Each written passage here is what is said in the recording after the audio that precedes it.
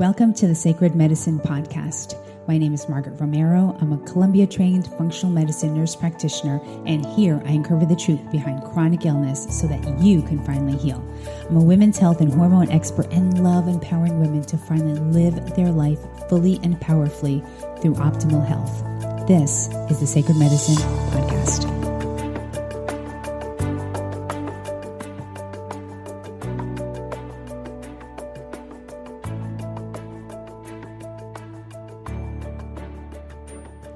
All right, we're back for another week of the Sacred Medicine Podcast. Thank you so much for coming back. And this week I have a new guest, Stu Schaefer, and he is talking all about some major myths that so many of us believe that is actually causing us to not be able to lose weight. And, it's summer. I mean, I know it's beginning of June. It is heating up. I mean, New York, we're still a little bit cold here, but, it's beach season. And if you want or you still need to lose some weight, there are these myths.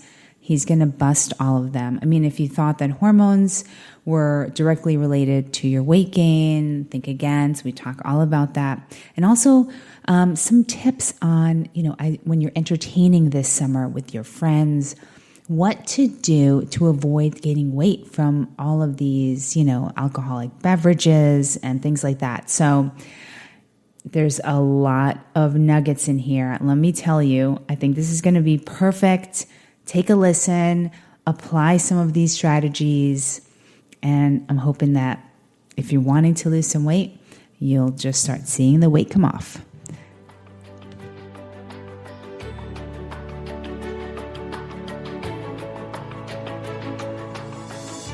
And we are back for another week of the Sacred Medicine Podcast. I am your host, Margaret Romero, and today we have a new guest, Stu Schaefer, and he is going to be talking all about weight loss in women. Thank you so much for being here, Stu. My pleasure. I'm so excited to be here with you. So, summer's around the corner, and I just really want women to know some really pertinent things when it comes to weight loss. And we've spoken a little bit about when we were, you sent me some questions over, and there's so many really great topics we can talk about today. But one of the ones that I'd love to talk about is, are there any sort of food mistakes that people are doing that may be causing some weight gain, some fatigue, maybe even anxiety? Absolutely. Yeah. So this is really interesting. This is so common. And I have been doing this for about 20 years. And there are three big mistakes that almost everyone, I would say 8 or 9 out of 10 people are making when they try to lose weight. And especially women. For whatever reason, women tend to make these mistakes more than men. And I remember, this reminds me of a client. I was training this person named Ashley. Okay, now Ashley came to me and wanted to lose 50 pounds. And she had been trying for about 6 years. And tell me if you've heard this before. Inevitably, she'd try really hard. She'd either diet or cut calories or try another diet like Atkins or keto or one of those. She'd drop like 3 to 5 pounds, plateau for weeks or months. And then as soon as she looked at a piece of bread or normal food, she'd gain the weight back. Okay. Have you heard that before? Yes. All right. So she came to me assuming something was wrong. Like, is it my thyroid? Is it my hormones or whatever? And I worked with her for a solid month, maybe 6 weeks. And I tried the normal stuff that trainers had. This was early in my career. We tried cutting calories. We tried the different exercising and stuff like that. And she just wouldn't budge. Okay. So she's crying. I'm frustrated. I'm thinking, oh my gosh, how embarrassing. I thought I should just quit right now. I shouldn't be a trainer. This is terrible, And okay. So I did some research. I said, Ashley, listen, I will work with you at no cost until we figure this thing out. And so I literally buried myself in research for about a week, and I found something that was really strange. And what I found was that when you restrict calories and exercise too much, or in other words, if you eat too little, exercise too much, it actually prevents you from losing weight. It'll actually cause the body to store fat and burn muscle. So I went back to Ashley and I said, look, we got to try this. I actually want you to start eating more and exercising less. And she said, oh my gosh, what, are you kidding me? And so I said, look, here are the three mistakes, right? I said, we're going to make these three changes. And here's what we did. We added a protein to every meal. That was change number one. I made sure she wasn't eating any carbs after about 4 p.m. She would still eat. She was eating a lot of food, more than she had eaten in like the last 6 years. And that was number two. And number three is I made sure that she got a breakfast every day and she wasn't fasting. I know that sounds counterintuitive, especially today. Right. And then I said, we need to dial back the exercise. She was working out like an hour and a half every single day. Oh, and I pulled her back to 30 minutes, Margaret, 30 minutes. She looked at me like I was crazy. And I said, look, we have nothing to lose. We'll try this for 2 weeks. If you gain a single pound, we'll stop. 2 weeks later, she lost 3 pounds, but she still wasn't excited. You have to understand, that's kind of what her MO was. The next week, she lost another 1.5. The week after that, about another 2 pounds. And he kept going. After 12 weeks, she'd lost about 23 pounds. And she was like flabbergasted. Wow. Yeah. And I said, based on my research, this is why it happened, is because you were restricting so much and working out so much that you had put the body into like this shutdown mode. I call it a catabolic state, where the body is literally like, oh my gosh, we don't have enough coming in. We're expending so much going out. We need to hold on to everything we have. And so it shuts down. As soon as she started eating more, but she did those things I talked about. She wasn't eating carbs after 4. She was adding a protein to every meal, and she was getting breakfast.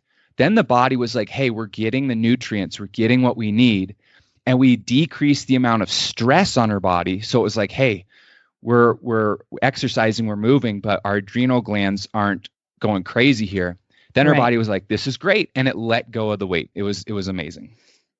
So what do you recommend for breakfast? So are you talking about specific kinds of foods? Yes. All right. So here's, the best thing you can do. And let me back up and explain this. So there's 3 main nutrients that you can get, the macronutrients. You got proteins, you've got carbs, and you've got fats. Right. Now, this is what's interesting. And this was part of what I discovered when I was doing the research. Each one affects your metabolism differently. And let me explain what I mean. If you were to eat fat, it has a very low metabolic reactivity, meaning it doesn't really take much to break it down. If you were to eat 100 calories of fat, it would take you about 5 calories to break it down. So it really doesn't stimulate your metabolism.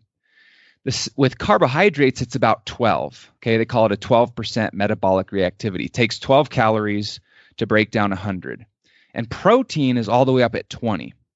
So what I learned is that protein has the most stimulation on the metabolism. So I kind of equate it to, if you have kids, you'd send them to school with lunch, and they'd come back and you'd open up their lunchbox, and the sandwich is still there, but the dessert and the chips are gone. And you're like, what happened? Well, I wasn't that hungry. And you're like, okay, well, you got to eat the sandwich first, and you put A, B, and C on it. Eat A first and B second and C. I don't know if anyone's done that, but that's what I had to do with kids. So it's the same with these, right? You want to eat your protein first and then a good carbohydrate second, because that stimulates your metabolism, and the fat last. I know that's counterintuitive. I know it's going against everything that we're taught right now. We're in a high-fat fad right now. Right. But I've proven this over the last 20 years with thousands and thousands of clients. This isn't me guessing or just reading something and saying, oh, that sounds great. This is me testing it. Right. Okay. So protein shakes, protein as in... You could do a protein smoothie. You could also add in the greens, like a lot of people like to do. You could do something like the egg whites with maybe some sort of like a cassava tortilla, and make a small burrito or something like that. Okay. You could do if you don't have a dairy allergy, you could do a Greek yogurt with mixed berries added to it, something like that. The Greek yogurt's interesting because it'll give you both a protein and a healthy fat. So yeah, there are many different ways to do it. And one of the keys that a lot of my clients get is the shift in mindset where, to your point, what we're talking about right now is they learn like how to view food a little bit differently so that they can start understanding how to put together these meals. Got it. So you're saying that the first thing to consume at breakfast or at any meal is protein, then carb, then fat. Yeah, absolutely. Now, the only exception is at night, like dinner or a later, maybe a snack before bed. And the only difference there is you would cut out the carbohydrate. It would be that's where you would do the higher protein, higher fat portion so that your body doesn't have all this energy coming into it as it's trying to wind down and go into its sleep cycle. Sure. Okay. Now, when you say protein, then carb, so having avocado toast is probably by itself is probably not what you're looking for then. Is that right? Yeah, that's a great point because there's two big misconceptions. The avocado isn't really the big misconception, but nuts are. And the reason I bring up nuts is because nuts, a lot of people think are protein, but they're really a fat, as is an avocado. Right. So a nut butter and toast, or an avocado and let's say a piece of toast, would be the same thing. That would be a carb and a fat mixture.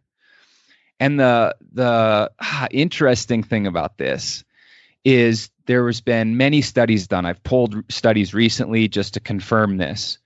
And there's kind of like a couple different mixtures that have been trendy. One is a high protein, a high fat, and a low carb diet. The other is a high protein, a low carb, and a low fat diet. Recently, it's a high fat, low carb, and some protein diet. And then there's like a high carb, low protein, low fat diet. And all these are actually yield some decent results. Right. The only mixture that doesn't, like if you were like, what's the worst mixture possible for weight loss? It's a high fat, high carbohydrate diet. So if you're eating something like nut butters on toast or bread or avocados on bread, that is a high fat, high carbohydrate diet. And that yields the worst results if you're trying to lose weight. Okay. Got it. I think a lot of people would say, oh, avocado toast, it's so healthy. Fats are good. Let's do that. Especially with the intermittent fasting that's happening right now. Not eating until late, then having, or, the coffee with the MCT oil or butter. What's interesting about that is these are all healthy foods, and anyone listening, I'm not saying they're not healthy. And that's just part of the confusion is there's something called eating healthy, and then there's eating right for whatever the results that you want. Right. And so let me give you an example. I had this client named Barbie. Barbie ended up losing 30 pounds in like 12 weeks, but she couldn't before. And it was because she was eating fruit. And she said, why?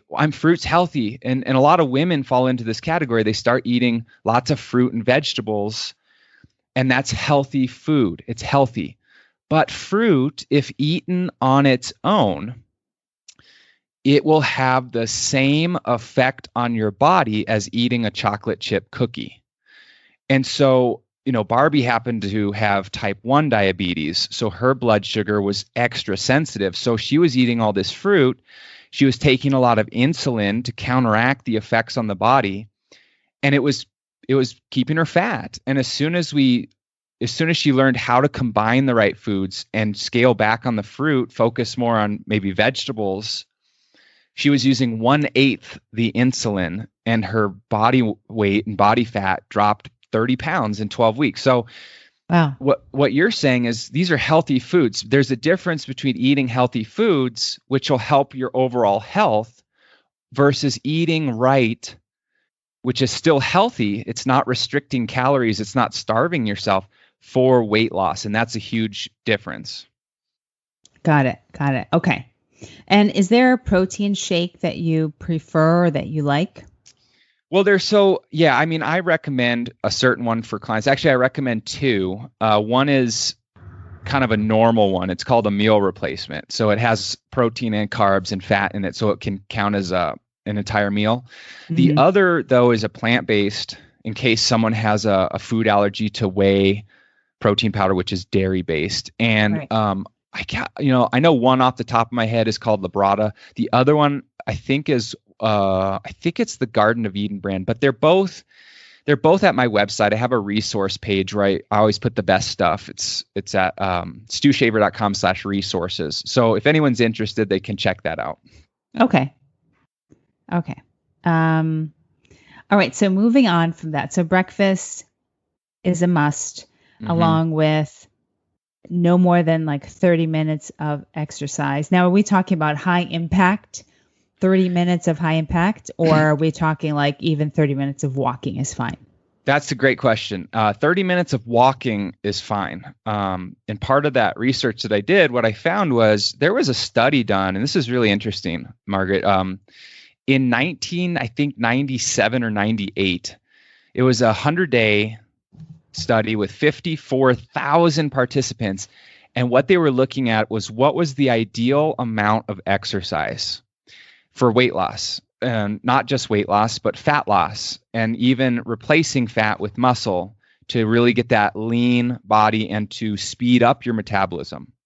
And what they found was that the sweet spot was about 3 days a week of weight training for 30 minutes. And it wasn't anything crazy. It wasn't slow bodybuilding weight training. It was kind of like a mixture of classic weight training with a type of circuit style. And it lasted 30 minutes, 3 days a week. They found that anything more than that didn't really yield any extra results. In other words, there was no added benefit. And anything less than that, they saw significantly less results. So that was like, hey, you want to train the least amount possible for the maximum results, do 3 days a week of weights. And then they looked at the cardio, and it was 3 to 5 days a week of cardio. And it was literally just walking. It was a fat burning heart rate. There wasn't any interval training. It wasn't high impact or high intensity. Okay. And that was kind of the best blend. Okay. That's good to know. So one of the other reasons why I think a lot of women complain of weight issues, maybe in their 40s, early 50s, when they're possibly transitioning from perimenopause into menopause and having some issues, fluctuations with their hormones, they tend to say, well, it's my hormones. And, you can read it anywhere that there's more of a focused increase of fat in the belly area. And so I just wanted your thoughts around that. That's a great question. So I've been training women over 40 for about 20 years. And I swear every time they come to me, they're like frustrated, and they swear it's something's wrong with their thyroid or their hormones, and it's causing them to lose weight. And what I've learned over the past couple decades is that's not the case. Or if it is the case, usually 8 times out of 10, it's actually diet induced. The other 2 out of 10 may be a legitimate imbalance. But typically what happens is they cut their carbs, especially these days, they cut their carbs. Their carbs are almost non-existent. And that causes something known as diet-induced hypothyroidism. This in particularly happened with a client that I had not too long ago named Emily, who was 45, and she had jumped on the keto bandwagon. And she said, nothing's happening. I lost weight in the beginning. I can't lose weight now. No matter what I try, even if I restrict calories or if I work out more or whatever. Well, I already explained why working out more is not the answer. But what we found was, and I just pulled a study on this, super high fat diets, especially, or super low carb diets that deplete your carbs for too long, cause something known as diet-induced hypothyroidism. And that diet actually causes your T3 levels to drop. Yeah. So when Emily started eating again and she started getting carbohydrates and the right kinds, she lost so much weight it was like she didn't even think it was believable. And I hesitate to say how much she lost because it gives some people, it gives like a false sense, but she lost 20 pounds in 4 weeks. None of it was muscle. She actually gained muscle. And you have to understand that's not normal. But because she had lowered her T3 levels so much, right? As soon as she raised them back up, her body was like, oh my gosh, we can finally, it could finally function the way it was designed to. Does that make sense? Oh, totally. It's one of the things that I tell my patients as well.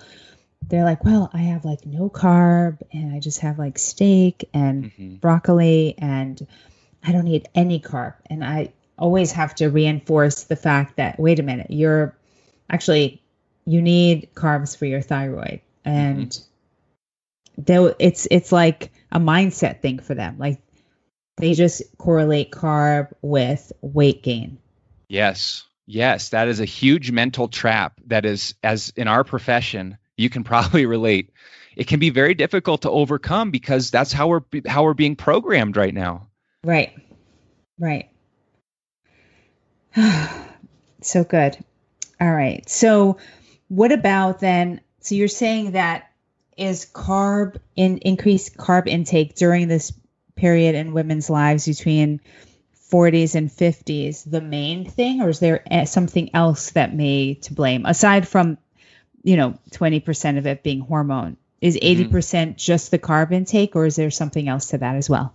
So there is something else. And I did reference it earlier when I was talking about Ashley, and that is the over exercising. And so you're going to laugh because I'm sure you see this all the time. And it's not that people, they're not dumb and they're not doing things wrong per se. They're getting misinformation. And logically, if some exercise gets you results, then it's illogical, then more would get you better results, except for one thing. And women are way more sensitive to this. I had a client one time who could not lose weight. And I said, well, she was losing weight and then she stopped. She was 48. And I said, what are you doing differently? And she said, nothing. I said, okay, let me log what you're doing. Let me see if anything pops out. I said, what's all this cardio stuff? She's doing an hour and a half a day. She goes, oh, I love it. I'm doing kickboxing. I'm doing spin classes. I'm like, sweating, like drenched in sweat. And I said, stop. I said, you need to stop. I said, what happens is when you do this, you overstress your adrenal glands, which causes massive spikes in your cortisol levels. And that tells the body, do not burn fat. Do not burn fat. We need it. We're under attack. And so the body says, okay, I won't burn fat. Well, then I either need carbs. And if I can't get carbs, then I need to convert my muscle into carbohydrates in a process called gluconeogenesis. And so the body starts eating away at muscle as it stores fat, which is the exact opposite of what we want. Right. This client, I said, just start walking again. Let's just reference your point earlier. And she said, how does that possibly work? So she started walking again. She dropped 3 pounds in the next 2 weeks. And I said, look, you just can't overstress the body. And that's, unfortunately, women fall into that trap more than men because most men don't like cardio. Women love cardio. They love classes. They like feeling like they're getting a good sweat on. I mean, they love it. So they have a tendency of overdoing it. Yeah, I can see that. I had weight loss patients in the past who used to work out before work and then work out when they got after work, when they later on in the day, twice.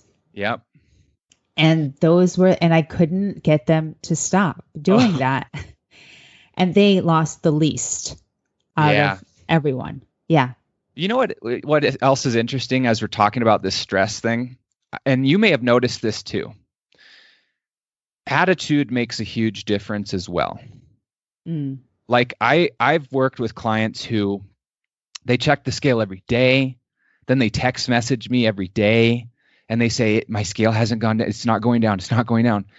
And I'll tell them, look, you got to stop obsessing over it. Just have fun. Have fun with the workouts. Enjoy the process. Don't look at the scale. You know what to do. As long as you're doing it and you're doing everything the way we've discussed, like chill out, relax. You know you're doing it right. And then when they do that, the scale goes down.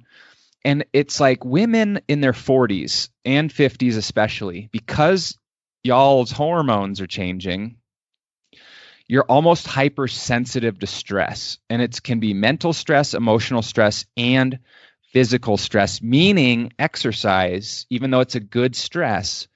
And so attitude, mindset, and what we're talking about, Margaret, doing these things are all critical to allowing the body to be in this very balanced state. And I know this is all what you're all about, is this homeopathic and naturopathic and putting the body in this real balanced state. And this is all part of it. Yeah, totally.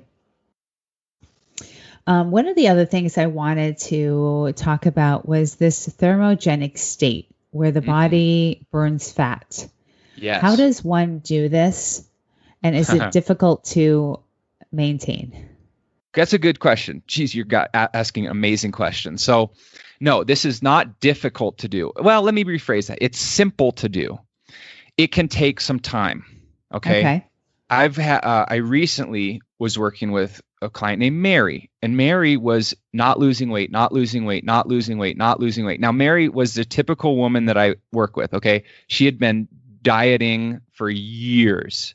And she was telling me when I talked to her, she said, yeah, well, first I did the Atkins, and then I did the high protein, and then I've restricted calories. I tried the HCG. I don't know if you remember that one, but you eat like 500 calories a day.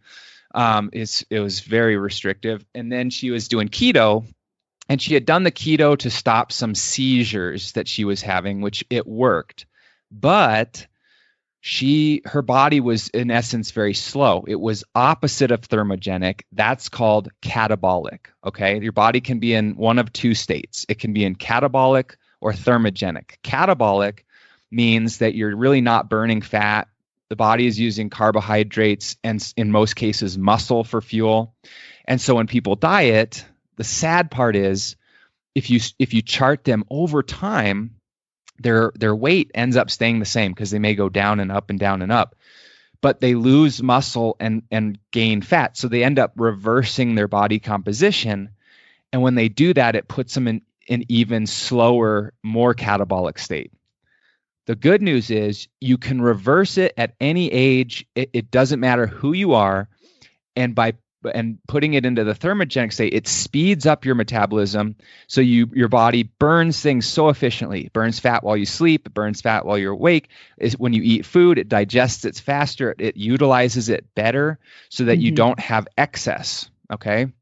And so there's 3 ways of doing this. There's 3 ways of putting your body into this state.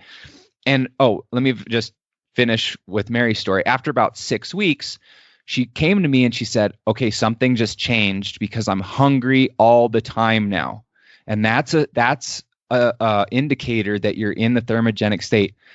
And every single week since, and it's been about 12 weeks now, I'm still working with her. Every single week since, she's lost between 1.5 and 2 pounds like clockwork. And she was like, man, this is great. I'm excited to go on the scale because every week it's going down. And that was because she flipped her switch. And that was an indicator that her body was now burning. So here's how you do it. There's only 3 ways to do it. It's food, it's weight training, and it's cardio. And you got to blend them the correct way. We've referenced some of the tricks with food. We've referenced some of the downsides or pitfalls with cardio. And we've referenced some of the weight training. But if you take the nutrition, and there's something I call the food quadrant, and that allows you to eat more and put your body into this thermogenic state. And I'll talk about that in just a second. And then you do the right amount of weight training and cardio. That's when your body is optimized. It functions perfectly how it was designed to. And you'll know when you start going thermogenic because you're hungry. See, all these people who are fasting are training their body not to utilize food. Well, I don't know, it's so trendy, but let me just give you a quick example. There are 2 opposite types of athletes on the planet. One end of the spectrum is bodybuilders. Now, no, I'm guessing no one listening wants to look like a bodybuilder, but they're some of the leanest people on the planet. They get down to, in some cases, dangerously low percentages of body fat. Mm-hmm. So if you could say anything about them, Margaret, you would say, okay, well, they know how to lose body fat. They know one thing, it's how to lose body fat. On the opposite end of the spectrum, you have sumo wrestlers, okay, some of the biggest athletes, and generally they carry a lot of body fat. Right. All right, bodybuilders know that they need to eat often and they need to eat smaller meals throughout the day because they know that's going to put them into a thermogenic fat burning state. So they often eat 6, 7, sometimes even 8 meals. They never do fasting. The sumo wrestler who wants to gain weight only eats once or twice per day, and they generally eat later in the day because they know that doing that is one of the fastest ways to put on weight. So to answer your question about this thermogenesis, to get your body into that thermogenic state, you actually need to eat more, but you need to eat right. And there's 4 components to nutrition. I call it the food quadrant that allow you to do this. And this is, I'm going to get a little geek out here. Is that okay with you? Yeah. Okay. So most 99.9% of diets focus on only 2 of the 4 components. They focus on what to eat and how much. Okay, they focus on calories and they focus on what to eat, like fat or carbs or protein or whatever. Mm-hmm. But I've never seen any diet ever, except what I do, focus on the other 2 components, which is when during the day should you eat certain foods and when during the day should you not eat certain foods. Right. And then the 4th component is how to combine the right foods together at each meal. When you get all 4 of those components together, and it's really not complicated, it's actually very simple. Then what happens is when you eat, you force your body to burn fat. And when you eat more often, it's like throwing logs on a fire. And that fire, your metabolism and your body's fat burning ability get so hot and so ferocious that you just start burning fat like a furnace. And that's the state that you've got to get into, not only to lose the body fat, but it also allows you to keep it off. And this is the problem that I see with so many of my clients is they'll do a calorie restricted diet or a keto or an Atkins or even paleo. Or they used to do the zone diet back when all the cast of Friends was doing the zone diet. And it'll allow them to lose weight in the beginning, but then it puts their body in a catabolic state and then it prevents them from losing weight permanently. And so that's the whole classic yo-yo. You go down, you go up, you go down, you go up. When you get your body into a thermogenic state, not only are you eating more food so that you don't feel deprived and you're exercising less, so it all becomes a sustainable lifestyle, which doesn't overstress the body. So you're not messing with your hormones or your thyroid or your adrenals. You're getting all the food in the right quantity, in the right combination. So you're not messing with your hormones or your thyroid. You're balancing your blood sugar, which is critical for long-term success. And it's good. It's good food. My clients are like, geez, are you telling me I can eat like this and lose weight? I say, yeah. It's like, I'm never hungry. I'm actually full. I'm full. I'm like, that's good. But pretty soon you'll be hungry because your body will go thermogenic. And then they go, oh yeah, now I'm hungry all the time. And it feels good because I get to eat when I'm hungry and this feels great. And I could do this in my sleep. This is awesome. Okay. So you have to share what the 4 food quadrants are.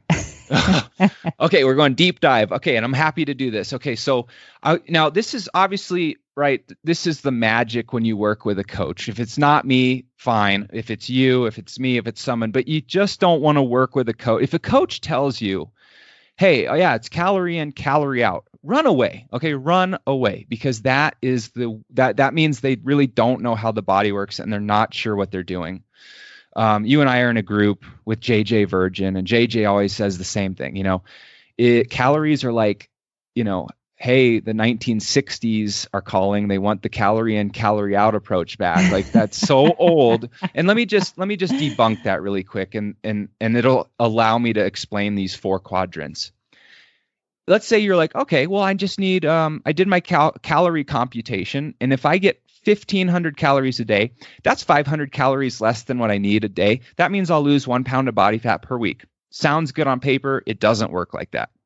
Let me just explain why in such a simple example. So once I say this, you and everyone listening will be like, oh yeah, okay, that makes sense. If you were to eat those 1,500 calories and you ate nothing but cookies versus nothing but chicken versus nothing but nuts, it would have a drastically different impact on what your body looked like.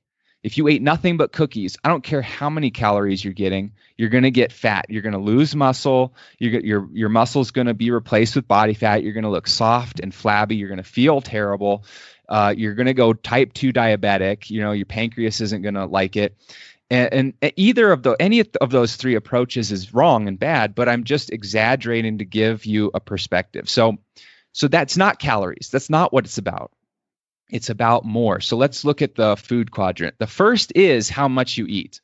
Obviously, if you're eating 5,000 calories a day and you're a woman who weighs 120 pounds, you're going to gain weight if it's even feasible to eat that much. But you're going to gain weight.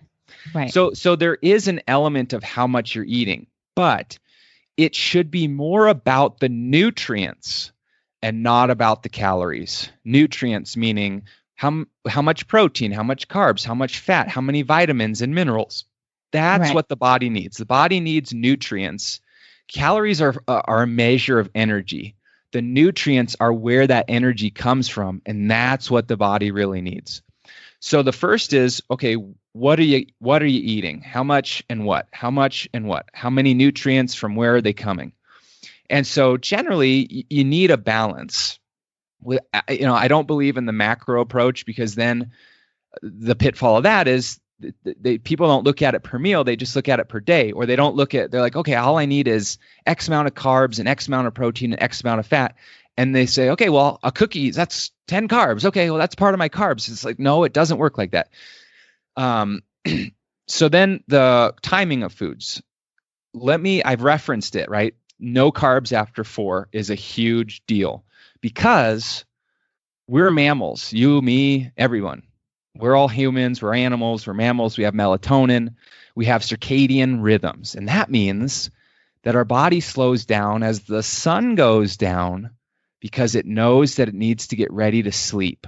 And if it didn't slow down, we would have to get up every couple hours to eat or go to the bathroom or drink some water, etc. Right. And so carbohydrates are energy. That's like the most pure source of energy. Carbohydrates would be like kindling in a fire.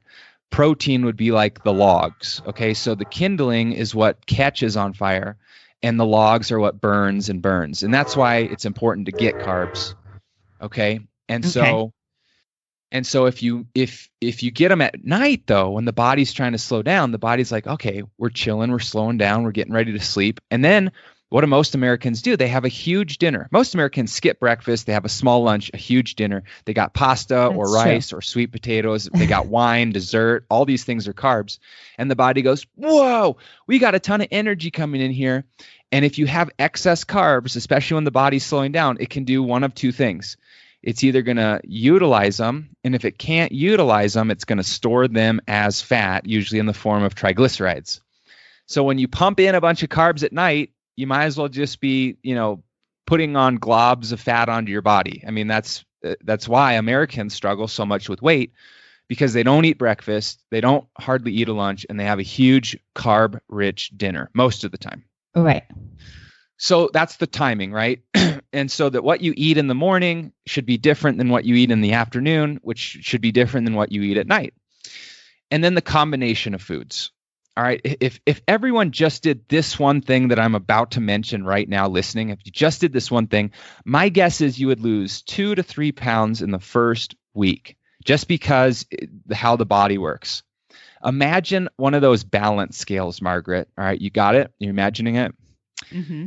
Okay. On one side of the scale is protein, and on the other side of the scale is carbs.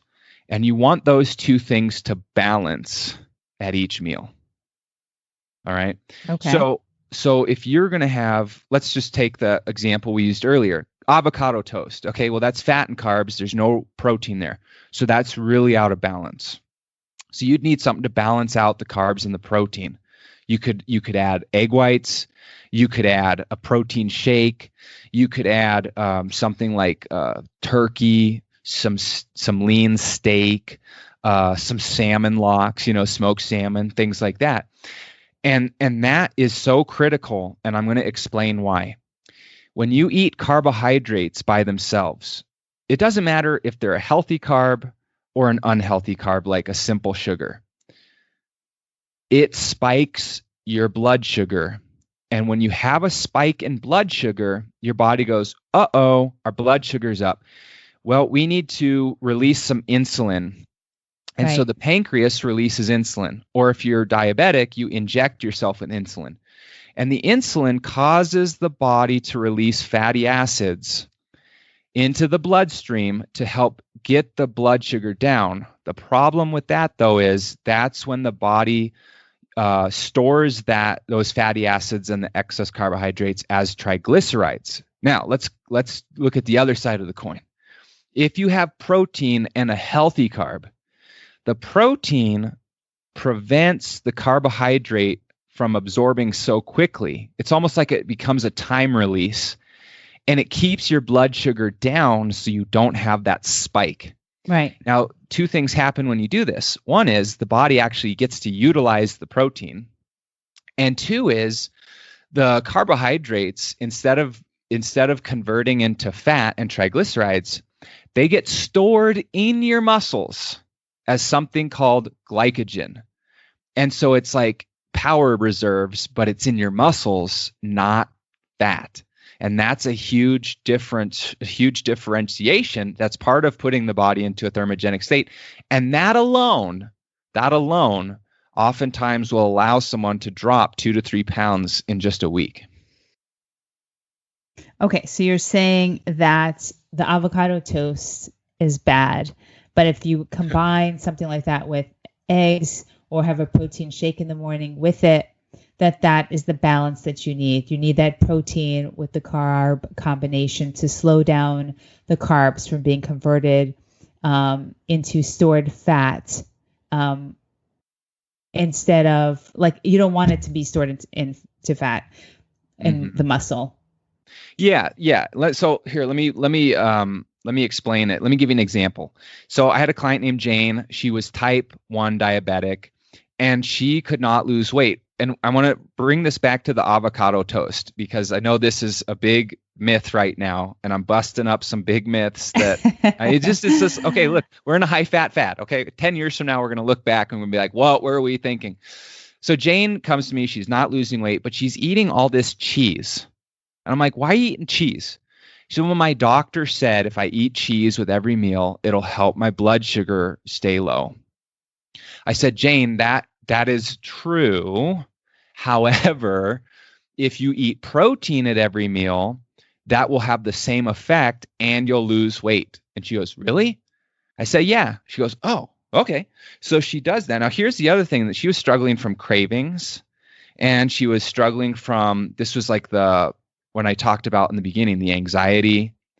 She was struggling from cravings, anxiety, and she would have like emotional swings, fatigue during the day, those types of things. And that's because she was getting zero low carbs and low protein.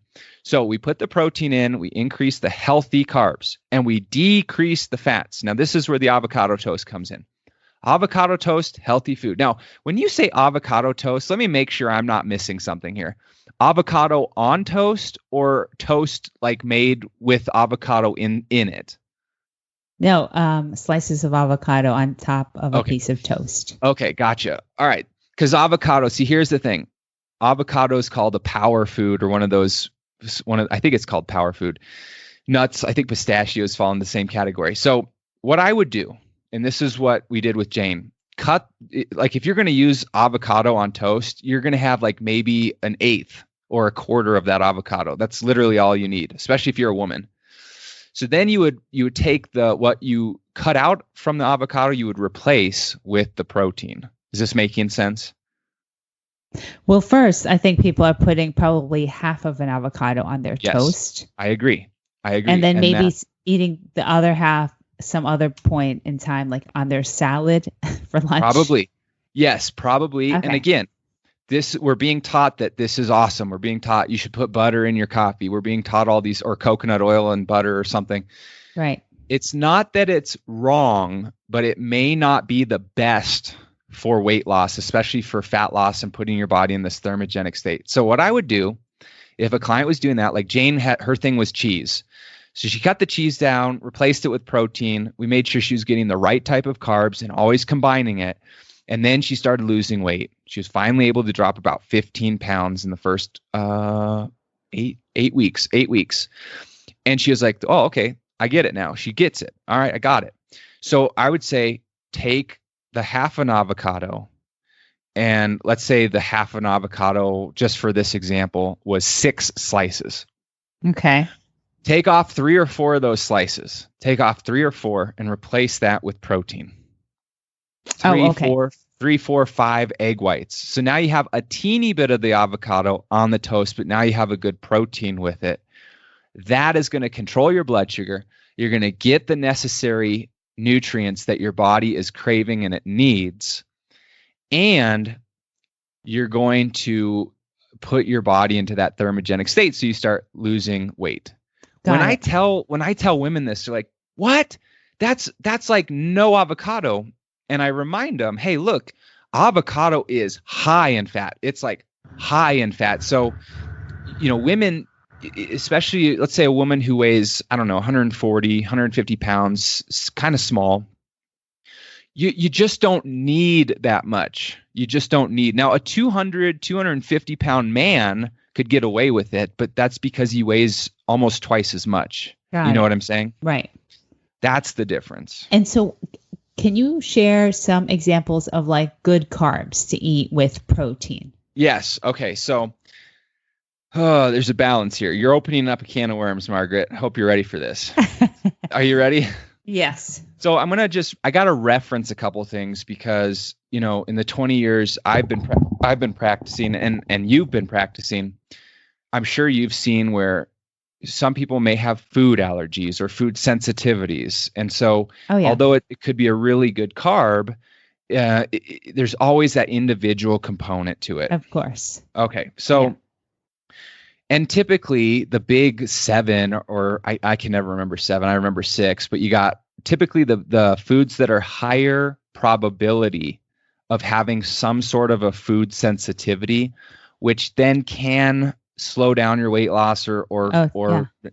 So there typically can be eggs, dairy, corn, gluten, peanuts, sugar, and I can't ever remember. Soy. Okay. And soy. Thank you. I had soy sauce in my mind for some reason, but it has gluten in it. So I thought that was gluten. Soy. So generally good carbs that are really complex and also gluten-free, we'll talk about gluten-free, would include things like rice, corn tortillas, although that's on the list we just referenced. Sure. You could replace that though with cassava tortillas. Love them. Beans can be good. Sweet potatoes can be good. Trying to think of what else. Those are kind of like lentils would fit in there, and maybe couscous or quinoa would fit in there. And then you have the really good carbs that have gluten, but if you're not sensitive to gluten, can be really good. Ezekiel bread, for example, is a good bread because it's not made with flour. And then you have, different kind of grain bread and those types of things. And then fruit. Now, while I referenced fruit earlier, where you shouldn't have it on its own, it can still be good when mixed properly. You just don't want to overdo it because it's a little bit higher on the glycemic index, so it gets broken down faster. And so when I'm working with someone, I'll kind of give them a list in order of kind of the best and the safest to the worst, and so that they know, hey, these are going to give me the faster weight loss, like the ones I just mentioned. These are going to maybe give me slower. But see, with the beans and the yams, there can also be an issue. And that's if someone has a gut issue like SIBO, or Right. maybe candida or leaky gut. In that case, they can be worse for you because they're prebiotic fibers. I know we're getting so technical here and we're geeking out, but just know that if you eat potatoes or beans and it causes a lot of bloating, gas, or stomach issues, don't eat them.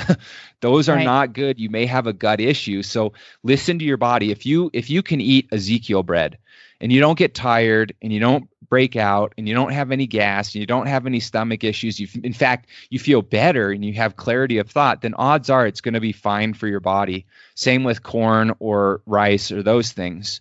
If you do eat it, let's say you have some Ezekiel bread, and all day you maybe have a low headache or brain fog, or you get a little rash, or you're itchy, or your throat itches, or you're gassy and bloated, then don't eat it. So it's just really important to pay attention to your body. Totally. Yes, absolutely. So but what the about worst, the, let me go give ahead, you an go ahead. example of some bad carbs. Okay. All right. These are carbs that, you really are just, no matter what way you slice it, are bad. Like high sugar fruit, pineapple, papaya, mango, bananas are super high on the glycemic index, and just, although they're super sweet and good, dates, same thing. They've got tons and tons of sugar. Canned fruit, same thing, because they put them in syrup.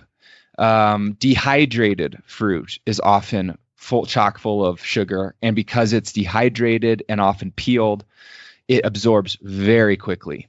And most people can eat way too much before they even know what happened. Anything that's super refined, white breads, cookies, sweets, I mean, that's obvious. Right. But anything, chips, potato chips, even the corn tortilla chips, pretzels, those types of things are all bad carbs because they're so processed and so refined that not only do they have a very high level or a high glycemic index level, meaning they spike your blood sugar, but your body will absorb them so fast that even with a protein balancing them out, it still really impacts you. Okay. What was I going to say? What about things? Oh, well, you had one question before we got on about the number one killer. You still want to talk about that? Let's see if we have time, but I do want to just circle back about these carbs. So let's say they're out to dinner or they're at a friend's house and they're serving potatoes or mashed potatoes or a pasta, like even a gluten-free pasta. Like how bad are those things on occasion? Okay, good question. So you got to ask yourself a couple of things. One, how much weight are you trying to lose in what amount of time? And two, are you trying to get to that goal quickly, or are you trying to maintain a very doable lifestyle? And I'll give you an example of what I mean. All right, I have a client, Sarah. Sarah is trying to lose weight. She wants to lose a lot of weight, and it's amazing. So she went just gung-ho all in for like the first 6 weeks, maybe 8 weeks. And then she started feeling deprived. She started feeling like, oh my gosh, this isn't a lifestyle or whatever. And my goal is always to create a lifestyle. Once a week, if you have something, and that's what I told Sarah, once a week, and this can actually help you. It's an interesting story. Once a week, if you have something, it ain't going to hurt you, okay? It's if you have it one meal here, one meal there, a couple meals here and there, all through the week. That's when it gets you. But if you have one meal once a week, or even one day once a week where you just don't pay attention to it, that's not going to hurt you. And in fact, it can help you.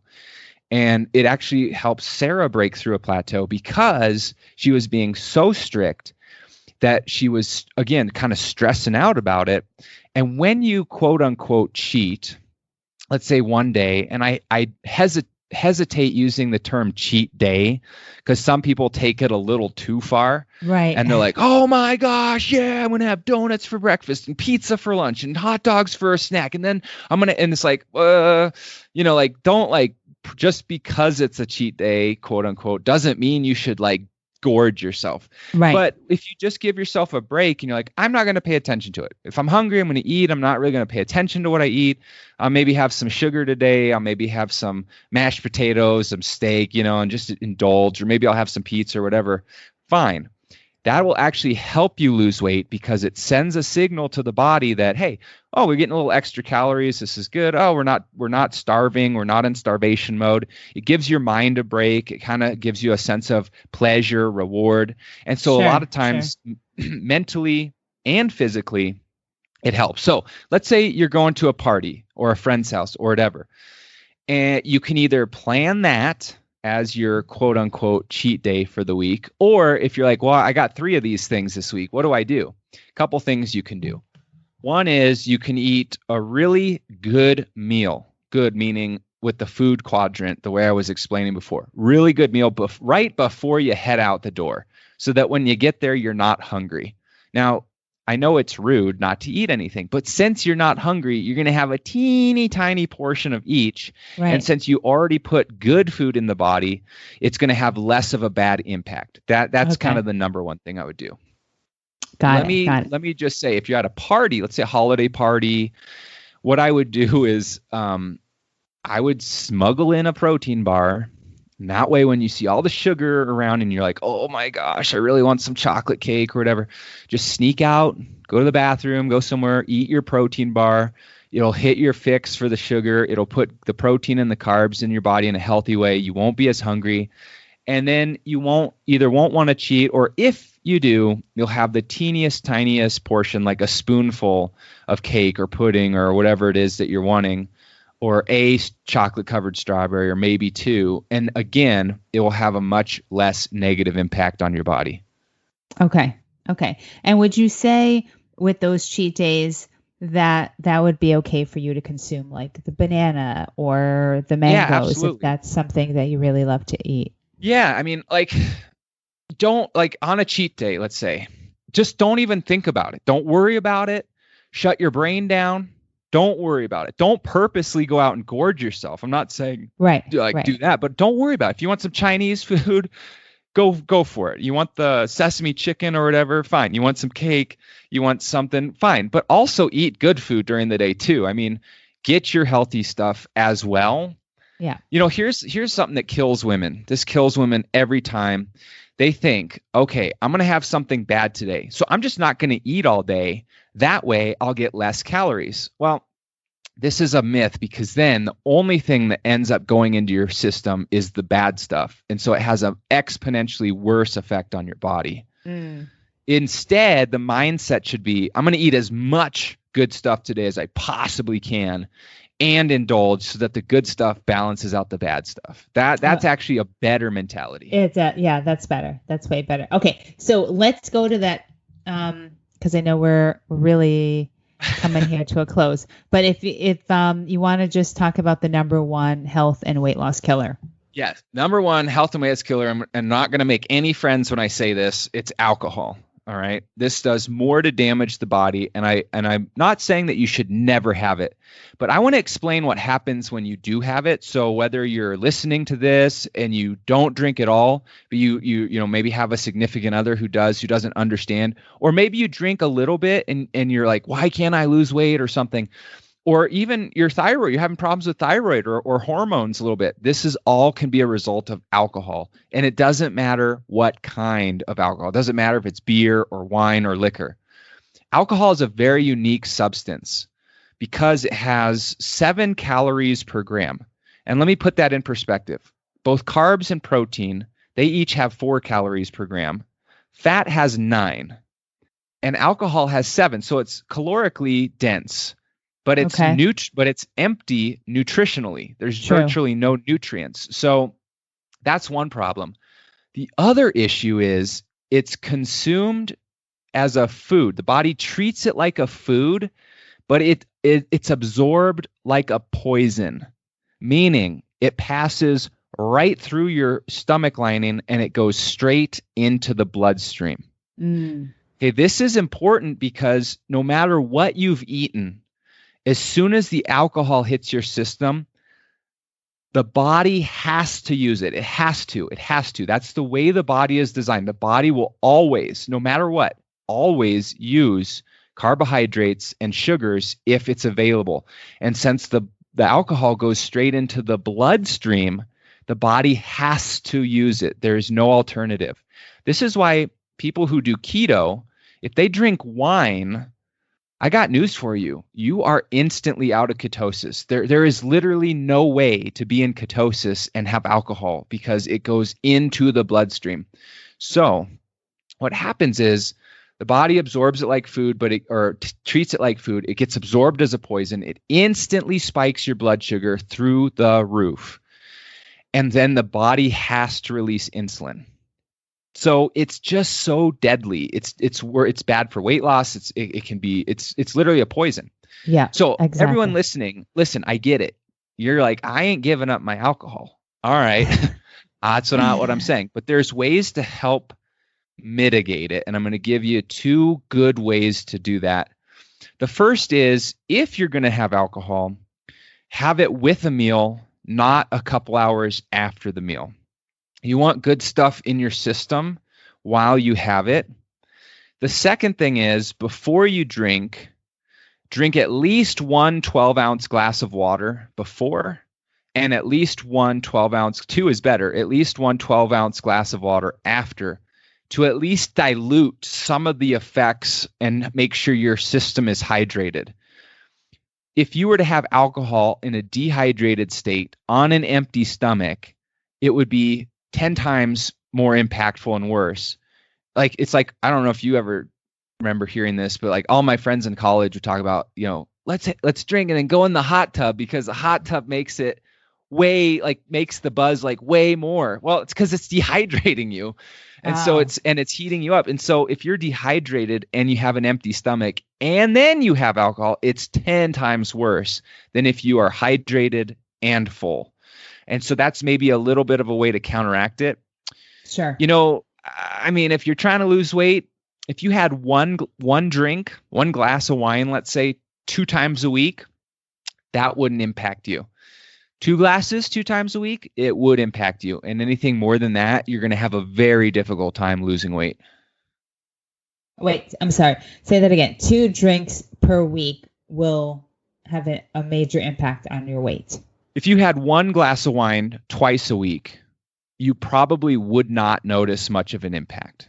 If you had 2 glasses twice a week, you would notice an impact. And anything more than that is going to significantly slow down your weight loss. I remember talking with this woman who apparently was a big drinker, and she would have 2 drinks. I can't remember what martinis, I think 2 martinis every single night. And I said, well, you really want to scale that down and maybe just do 1 or 2 times a week. And her response was, well, can I bank them? Can I have 7 one day and 7 the other? And I was like, it doesn't really work that way. But I understand that a lot of people really enjoy it, but I'm just explaining what would need to happen. Well, now what about those wines that are it's keto and it's paleo and it's gluten-free and it's sulfite-free? Yeah. That's all marketing. It's all marketing. It's it's just like food labels are very deceptive. That's very deceptive. It's very, very, very deceptive. Yeah, I've heard of it. I've never tried it. I'm sort of sensitive to wine, so. Yeah, alcohol is alcohol. It impacts the system. You can't change the way it impacts the system. It's just good marketing. It's nice, and so it's no different than in food. You can put in an ingredient that's not classified as sugar, and I can't remember the ingredient right now, but they do this all the time in sugary snacks. But so they can label it as a carbohydrate, but not as an added sugar. But as soon as it hits your stomach, it's instantaneously converted into sugar. Right. So there's a lot of deceptive ways to market things. Yeah, that makes sense. Well, Stu, thank you so much. Why don't you tell us where we can find you? Sure. Yeah. It's StuSchaefer.com. I'll spell that. It's StuSchaefer.com, StuSchaefer.com. And I'm going to go ahead and give away a real cool deal for your listeners. I'm going to make a special link. So it's StuSchaefer.com/sacred, StuSchaefer.com/sacred. And if they go there, I'm going to give them my master class, which deep dives into what we talked about.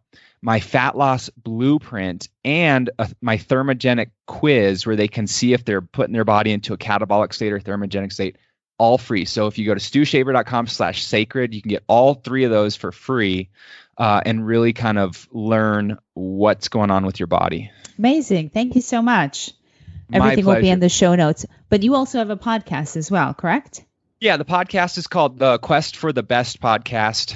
And yeah, we talk about deep dive stuff with nutrition, training, mindset, and trying to debunk some of the myths that we busted up today. Nice. And then are you on Instagram as well?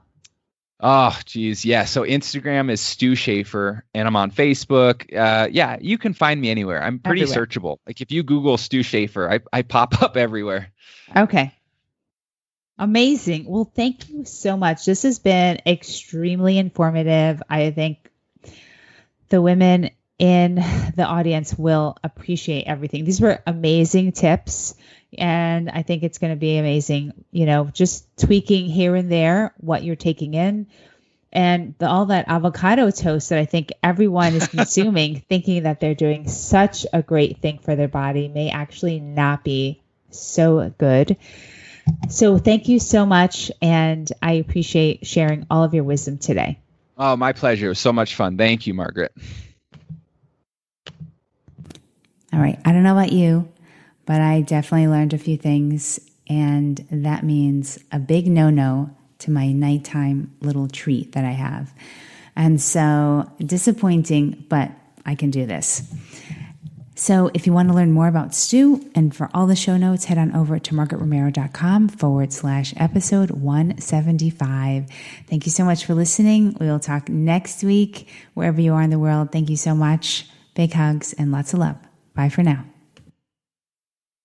Oh, and before I forget, he is also giving all of my listeners free access to his fat loss blueprint. Totally free. You'll find the link in the show notes. But if you're listening, it's StuSchaefer.com/sacred. So head on over and you'll be learning so many more things. Bye for now.